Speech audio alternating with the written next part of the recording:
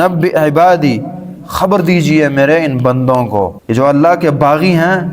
دور ہٹ گئے ہیں، گناہوں کے اندر لت پت ہیں، حتیٰ کہ بعض اوقات گناہوں نے نا امید اور مایوس کر دیا ہے، یہ بار بار توبہ کر کے تھک گئے ہیں، اب ان کا دل نہیں کرتا کہ یہ پھر توبہ کریں، تمام انسانیت کو۔ اور وہ لوگ جو یہ امید نہیں رکھتے کہ ہماری بھی توبہ قبول ہوگی، وہ لوگ جو اللہ کے اس حد تک باغی ہیں کہ جنت سے نا امید ہو گئے ہیں، تمام ہی یا عبادی الذین اسرفوا علی انفسہم لا تقنطوا من رحمت اللہ کے تحت نبئ عبادی، اے نبی خبر دیجئے میرے بندوں کو، میرے بندوں کو خبر دیجئے، دوسرے الفاظ میں خوشخبری سنائیے، انہیں آگاہ کر دیجئے۔ کس عظیم بات!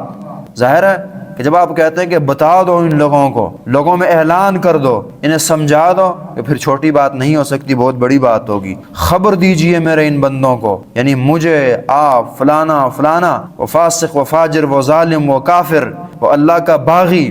ہر انسان کو یہ خبر دیجئے، عبادی میرے بندوں کو خبر دیجئے، کس بات کی؟ انی انا الغفور الرحیم، کہ بے شک میں جو ہوں غفور الرحیم ہوں، میں معاف کرنے والا ہوں۔